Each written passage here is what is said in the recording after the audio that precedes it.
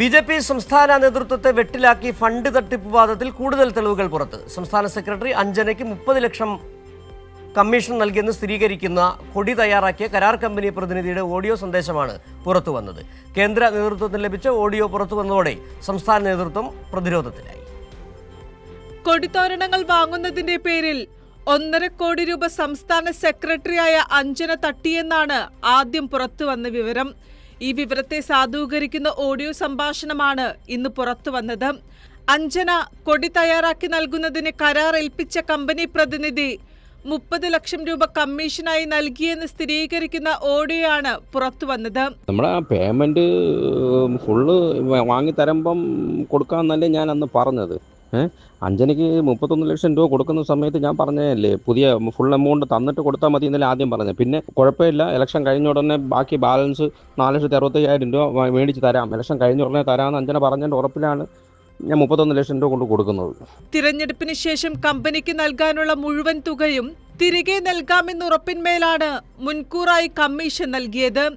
എന്നാൽ തിരഞ്ഞെടുപ്പിന് ശേഷം അഞ്ജന കമ്പനിക്ക് കുടിശ്ശിക തിരികെ നൽകിയില്ലെന്നും കമ്പനി പ്രതിനിധിയുടെ ഓഡിയോ സംഭാഷണത്തിൽ പറയുന്നു. അപ്പോൾ ആ ഉറപ്പ് പറഞ്ഞിട്ട് ഇപ്പോൾ ആരും വിളിച്ചിട്ട് ഫോൺ എടുക്കുന്നില്ല. എൻ്റെ കാര്യം വളരെ ബുദ്ധിമുട്ടിലാണ്. കമ്പനിയിൽ ഞാനിപ്പം ആ അവിടെ പ്രശ്നത്തിൽ നിൽക്കുകയാണ്. എനിക്ക് എന്തെങ്കിലും ഉടനെ ചെയ്തേ പറ്റുള്ളൂ. ഇത്രയും പെട്ടെന്ന് എനിക്ക് ബാക്കി 465 എനിക്ക് തരണം.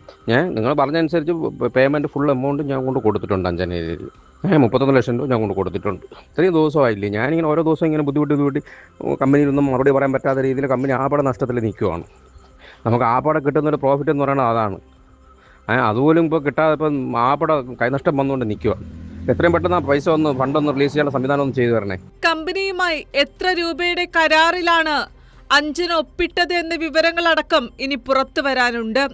കഴിഞ്ഞ ദിവസം കട്ടൌട്ട് തയ്യാറാക്കിയതിന്റെയും വാടകയ്ക്കെടുത്ത വണ്ടിയുടെ പേരിലും തട്ടിയ ഫണ്ടിന്റെ കണക്ക് പുറത്തു വന്നിരുന്നു.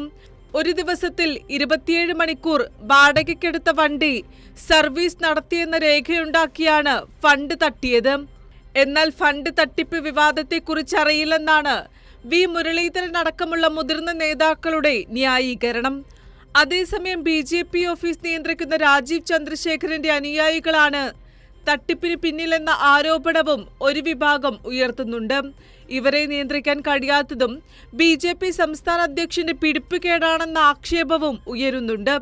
ഫണ്ട് തട്ടിപ്പിൽ ആരോപണ വിധേയരായവരെ സംരക്ഷിക്കുന്ന രാജീവ് ചന്ദ്രശേഖരനെതിരെ വലിയ വിമർശനങ്ങളും ഉയരുന്നുണ്ട്. കൈരളി ന്യൂസ്, തിരുവനന്തപുരം.